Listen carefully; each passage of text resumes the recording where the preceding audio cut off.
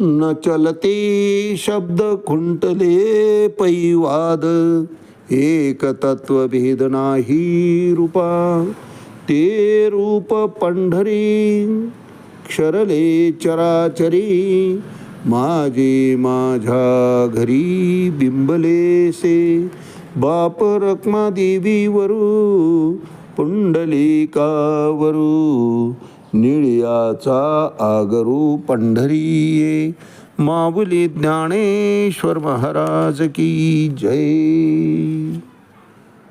एक तरी ओवी अनुभवावी या ज्ञानयज्ञात आपण श्रीमद भगवद्गीता अध्याय 8 त्यातला श्लोक क्रमांक 23 आणि माऊलींनी यावर ज्ञानेश्वरी 8व्या अध्यायामध्ये केलेलं 216 क्रमांकाच्या ओळीचं भाष्य याचं आज आपण चिंतन करणार आहोत.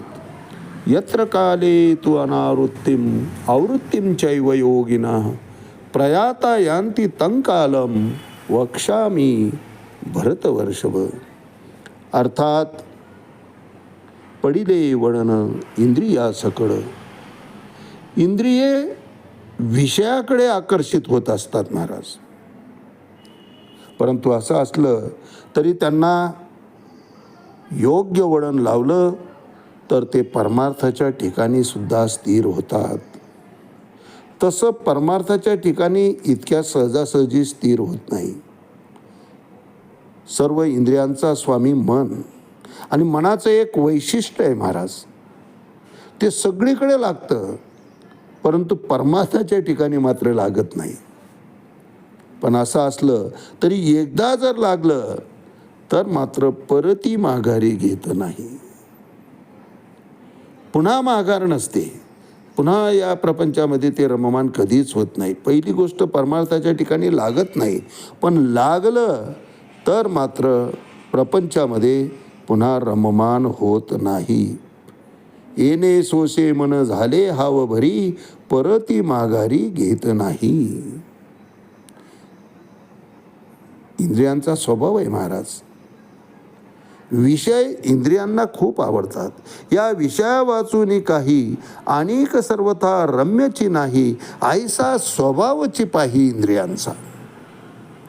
आपण इथं आलो आहे ते विषयाचे भोगण्याकरता आलो आहे.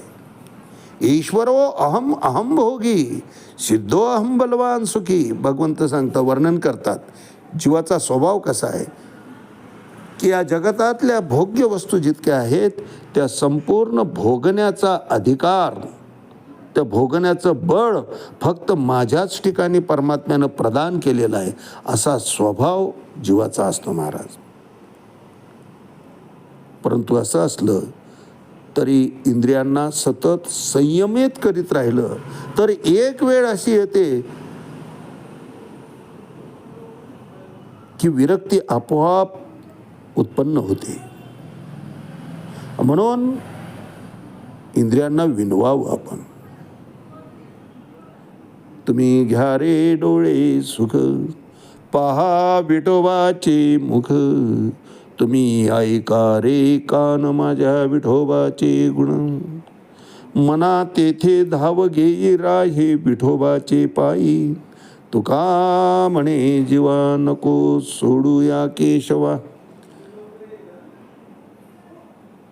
अशा पद्धतीनं जर इंद्रियांचं दमन केलं, त्यांना वळण लावलं तर पडिले वळण इंद्रिया सकळ, तेच ते इंद्रिय करत जातात महाराज. आणि हे सातत्य राहिलं तर पुढचं काही करावं लागत नाही. मग ते परमार्थाच्या ठिकाणी स्थित होऊन जातात, स्थिर होऊन जातात. प्रपंच परमार्थ दोन विभिन्न वाटा आहेत महाराज.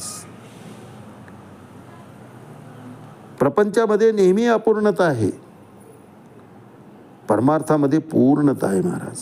म्हणून अपूर्णाचं प्रपंचाचं उदाहरण द्यायचं असलं तर घराची बांधणी असते, 3 मजले झाले तरी 4थ्या गजने त्यानं वर काढलेले असता महाराज. कधीच पूर्णत्वाला जात नाही तो प्रपंच. परंतु तेच मंदिराचं घ्या, पाया भरला, गाभाऱ्याचं काम झालं, मूर्तीची प्रतिष्ठापना झाली, प्राणप्रतिष्ठा झाली, कळस बसला की पुन्हा कळसाच्या वर वीट लावणं नाही. पूर्णत्वाला जातो तो परमार्थ. म्हणून पूर्णत्वाकडे आमची धाव पाहिजे. इंद्रियांना पूर्णत्वाकडे वळवावं. असं असलं तरी प्रपंच आणि परमार्थामध्ये मात्र एक साम्य आहे बरं का. जिवंतपणी दोन्ही जिवंतपणीच करायचे असतात आणि बळ आहे तोपर्यंतच ते करायचे असतात. नाहीतर बळप्रज्ञा जिरोनी जाय अशी अवस्था झाल्यानंतर परमार्थ करून उपयोग काय महाराज. परमार्थ करण्याची वाट पाहत बसलेल्यांची वाट लागते महाराज. मग ज्या वेळेस ते परमार्थ करायला निघतात त्यावेळेस शरीर साथ देत नाही. श्रवण भक्तीमध्ये रममान व्हावं वाटतं, परंतु बैठकीची सवयच नसते महाराज. बसू शकत नाही. बसला तरी व्यासगादी कुणीकडे आहे, वक्ता कुणीकडे बोलतोय ते दिसत नाही. दुर्बीण पूर्ण नाहीशी झालेली असते, दृष्टी क्षीण झालेली असते. ऐकावं म्हणलं तर करणे संपावर गेलेले असतात. श्रवण भक्तीसुद्धा काही ऐकता येत नाही. काही वाचावं म्हटलं तर दिसत नाही. चिंतन करावं म्हटलं तर स्मरणशक्ती क्षीण होत गेलेली असते. उरलेला असतो तो क्षीण झालेला देह. मग तो प्रपंचाचा उपयोगाचा नाही महाराज, परमार्थाच्या तरी उपयोगात कसा येणार. म्हणून परमार्थामध्ये तातडी करायची असते. करावी तातडी परमार्थाची.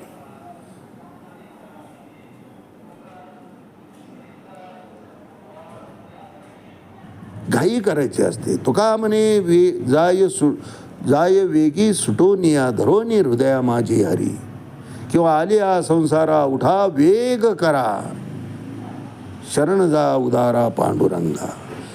कारण देह हे काळाचे धन कुबेराचे, येथे मनुष्याचे काय आहे महाराज. काही नाही. पंचमहाभूतापासून घेतलेला देह शेवटी पंचमहाभूतामध्येच विलीन होणार आहे.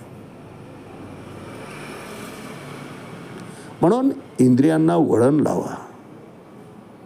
परमार्थाच्या ठिकाणी त्यांना सवय लावा. शनै शनै उपरमेत बुद्ध्या धृती तया. क्षणाक्षणानं ती वेळ वाढत वाढत वाढत एक वेळ अशी येते की विषय फक्त शिल्लक राहतो तो परमात्माच. विषय तो त्यांचा झाला नारायण, मग नावडे जनधन माता पिता. मग कशातही जीव रममान होत नाही. नात्या गोत्यांमध्ये तो गुरफटला जात नाही. अर्जुनाचं तसंच झालं होतं. स्वकीयांना पाहून मोठ्या आवेशात आलेला अर्जुन आपलं कर्तव्य कर्मसुद्धा विसरून गेला महाराज. गळीत गात्र झाला.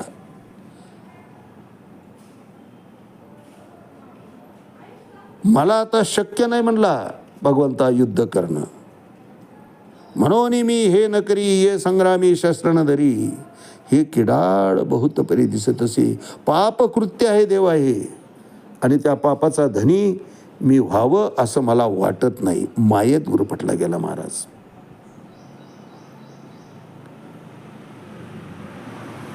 देता देवविता नेता नेवविता. येथे याची सत्ता काय आहे. तो ठेवेल तसं राहावं लागतं महाराज. मग उगीचच का धडपडायचं. मला हे हवं, मला ते हवं. जे जे लिखित आहे ते ते सगळं घडणार आहे. संयम ठेवता आला पाहिजे महाराज. मिथ्या मोहे मज लाविला उशीर, तरी हे अंतर झाले होते. खरं प्राप्तीचं जे आहे ते दूर राहिलं आणि नश्वराच्या मागं आयुष्यभर पळत सुटलो तुकोबाराय म्हणतात.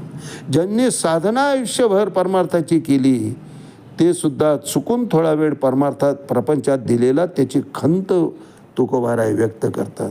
आम्ही संपूर्ण आयुष्यच प्रपंचाच्या ठिकाणी वाहून घेतलं तरी तो अपूर्ण पडतो महाराज. या जगताचा निरोप घेत असताना काय तर म्हणे मुलीचं लग्न झालेलं नाही, त्यांचा जीव अडकला हो, त्यामुळे कावळा त्यांना शिवत नाही. किती दुर्भाग्य आहे महाराज. स्वतःचा विचारच नाही. कशा करता आलो आहे, काय करायला पाहिजे आणि आपण काय करतो आहे याचं चिंतन कधी केलंच नाही.